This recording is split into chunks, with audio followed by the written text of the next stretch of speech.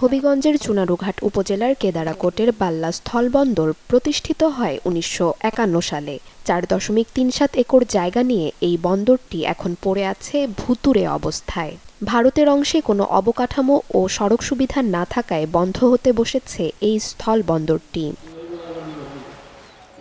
অলাভজনক হওয়ায় সম্প্রতি বাংলাদেশ স্থলবন্দর কর্তৃপক্ষ বন্দরটি প্রাথমিকভাবে বন্ধের সুপারিশ করেছে। তবে বন্ধ না করে বরং এলাকার অর্থনৈতিক উন্নয়ন ও কর্মসংস্থান সৃষ্টির লক্ষ্যে বাল্লা স্থলবন্দরটি দ্রুত চালু করার দাবি এলাকাবাসীর। এই বন্দরটা চালু হওয়াকে কেন্দ্র করে অনেকের অনেক আশা আকাঙ্ক্ষা স্বপ্ন ছিল। আমরাও ব্যবসা করবো বলে লাইসেন্স বানাইছি। নগদ পেমেন্টে 500 টাকা পর্যন্ত ক্যাশব্যাক আর লেনদেনে প্রতিদিন ডিপ ফ্রিজ এবং ঘন্টায় ঘন্টায় এসি টিভি সহ দারুণ সব গিফট। যে বন্দর চালু হইলে এপার বাংলা একটা সেতু বন্ধন হবে, ব্যবসা বাণিজ্য করার সুবিধা, অনেক বেকার ছেলে কাজে লাগবে। এটা যদি চালু হইতো তো এটা কিন্তু তেমন একটা অনেক সুযোগ সুবিধা ছিল। আমরা কয় নদী ছিল না, সরাসরি ব্যবসা করতে পারতাম। এলাকারও কিন্তু অনেক বিরাট একটা শহরের মতো একটা পরিণত হয়ে যেত। এটা আমরা আশ্বাস ছিল। যদি এদিকে দ্রুত চালু করা তাহলে ব্যবসা শত করে বৃদ্ধি পাবে, সরকারের রাজস্ব বৃদ্ধি পাবে।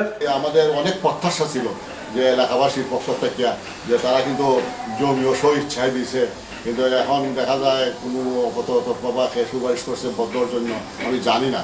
তবে আমরা এখনো আশাবাদী, এখনো আশা করি এবং সরকারের কাছে আকুল আবেদন যে আমাদের খাতারুট নাম ইসলামিয়া স্থলবন্দরের জন্য চালু করা হয়। এদিকে হবিগঞ্জ জেলা প্রশাসক জানান, বাংলাদেশ অংশে কাজ শেষ হলেও কোনো কাজই হয়নি ভারত অংশে।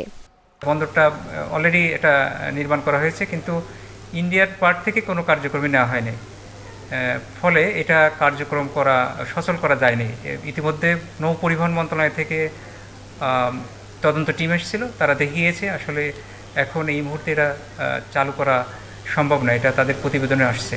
২০১৬ সালের ৩০ মার্চ বাল্লা স্থলবন্দরকে দেশের ২৩তম স্থলবন্দর ঘোষণা করেন তৎকালীন নৌ পরিবহন মন্ত্রী শাহজাহান খান।